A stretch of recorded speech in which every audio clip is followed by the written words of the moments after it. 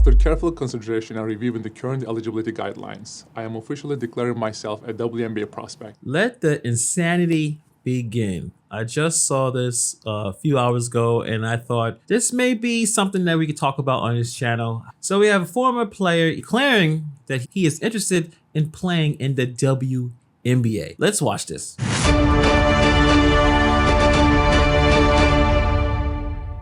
After careful consideration and reviewing the current eligibility guidelines, I am officially declaring myself a WNBA prospect. If simply declaring who you are is all that's required, then I meet every single requirement necessary to compete in the WNBA.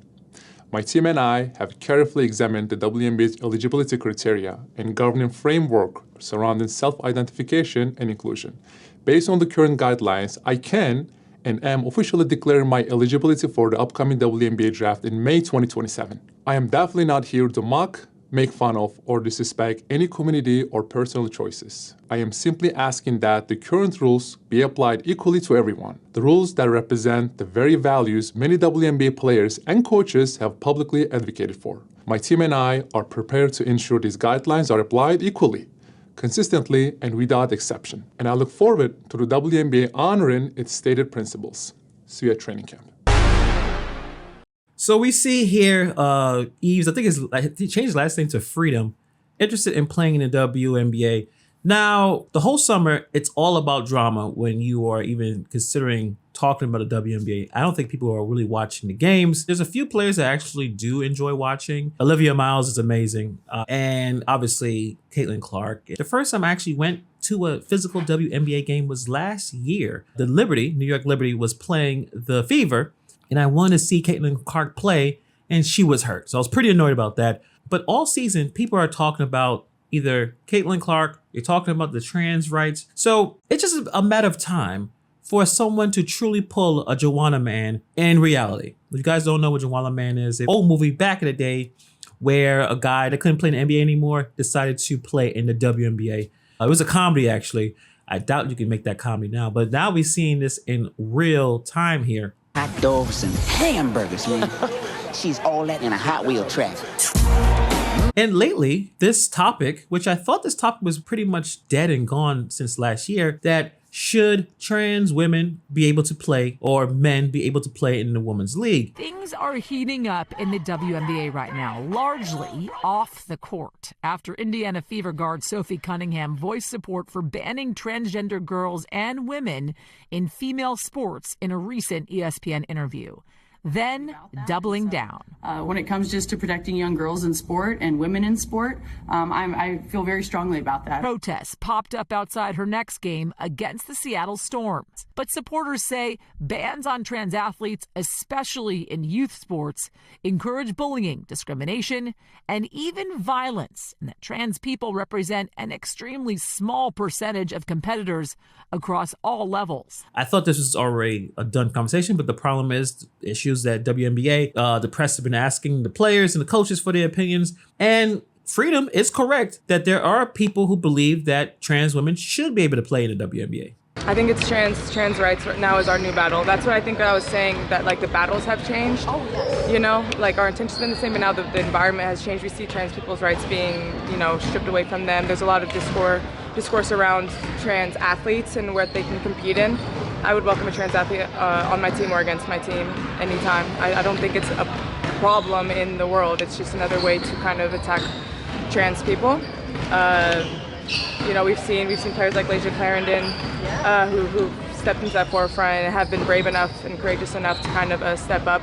So I guess that's the next battle that we have to fight as athletes. So this is the NBA player Gabby Williams. To be honest, I have no idea what team she plays for. Never seen the woman play a day in my life. Her and other coaches have been supportive of this. So it's natural that this crazy situation was going to happen. Kanter is forcing the league to set a standard, betting that they're going to either reject him or they're going to have to articulate a biological sex rule that they've been avoid writing down, or stay silent, which is going to flame as hypocrisy, and maybe he'll have a legal fight on their hands. This is a challenge to the ambiguous nature of the league's written rule. Their written rules do not explicitly authorize eligibility based on solely the declaration of an identity, and historical practice has excluded male-born athletes. Whether the WNBA will treat a self-ID claim as sufficient remains untested in any official ruling because no such case has been accepted. So this is something that's going to be totally new. And I think Enes Kanter is going to take this to the limit and force the WNBA to finally declare either they're going to allow this guy to play. And I know he's been out the league for a long time. I know a lot of it is based on some of the things that he said publicly. He's a conservative. He has criticized the NBA for taking money from China, criticized LeBron James, and he may have been blackballed out, but he wasn't playing all that great to begin with. Most likely, if he was able to play, like any male that would play in the WNBA, he would dominate. You can't fight biology. Men are stronger, faster. It is what it is. I think if you watch basketball, you should be able to understand it. I think a lot of people who are going back and forth talking about the trans rights or getting into the political minefields, I think a lot of these people don't watch sports or participate in sports, that you would see and know very quickly how fast the speed of the men's game compared to the women's game is not the same. And I mean this as respectfully as possible. But 9th grade Lonzo Ball in the WNBA is going crazy. All right? Because look, in 9th grade, I'm over 6 feet. And I'm dunking, like I'm coming through the, like no girl in the WNBA is doing that. I'm going back door, throw it up. Like I'm looking like Jordan out there. So I'm gonna just say, and I mean this so respectfully. So great senior. Middle school down, I give it to the WNBA. I'm gonna go probably 8th grade. Because look, bro, I have real experience doing this because I played, my sisters went to University of Missouri and I was still a young dude and they had me playing like on the scout team.